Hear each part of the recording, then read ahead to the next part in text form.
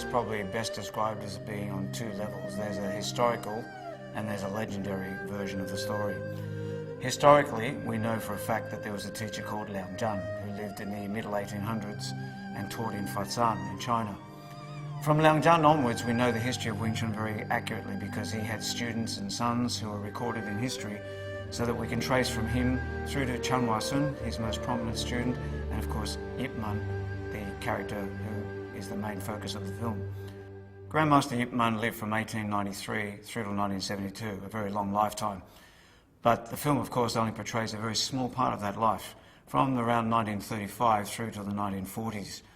We see him portrayed as a very successful and quite well-to-do landowner, and then we see his very rapid decline due to the invasion of the Japanese, which causes him to live a life of poverty and be forced to use his martial arts in ways that he never imagined he would.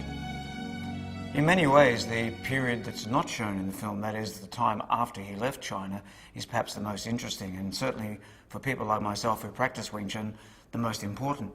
Had he not left China, had he not been forced to leave China because of war and other issues that were facing him at that time, he may not have ever ended up teaching Wing Chun to the general public, and therefore the world would not know the system or the man. If you delve further forward and look at what happened after he left the mainland, it's a very, very interesting tapestry of stories about his various students and the way in which he got involved in teaching the art and the way that Wing Chun has now become such a prominent martial art. Wing Chun as a martial art is very different from other martial art forms. Wing Chun can be best described as human in nature. The way that Wing Chun works is basically it takes science and uses it against our opponent.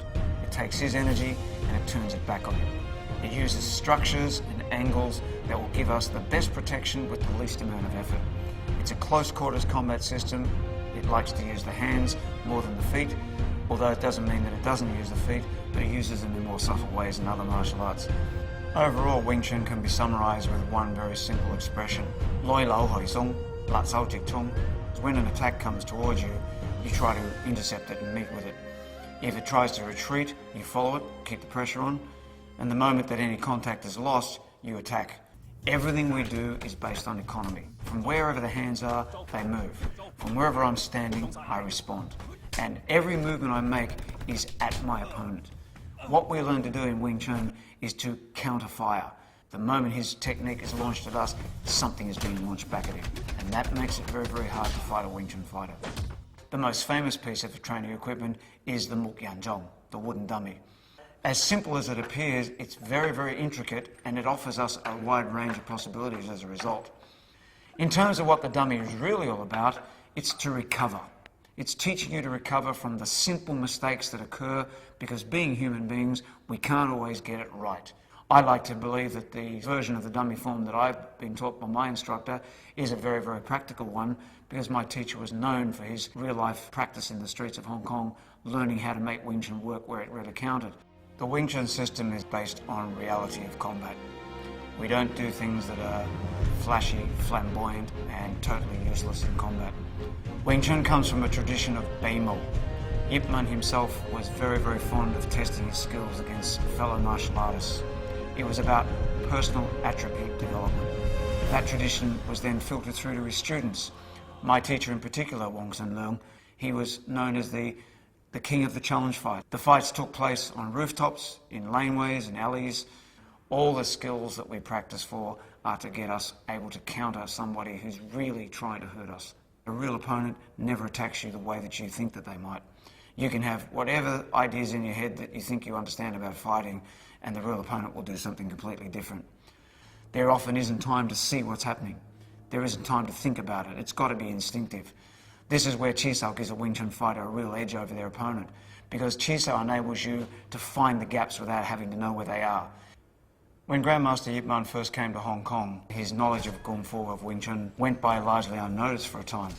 And suddenly people realised that they had in their midst a great master of martial arts. People suddenly said, well, why don't you start teaching Kung Fu? From that point onwards, slowly Ip Man developed a reputation as an instructor and started taking on students. The four most famous students of all being Leung Xiao, Chu Xiongtin, Lok Yu, and my own teacher, Wong Sun Leung. Wong Sun Leung went on to make Wing Chun very, very famous by virtue of his challenge fights.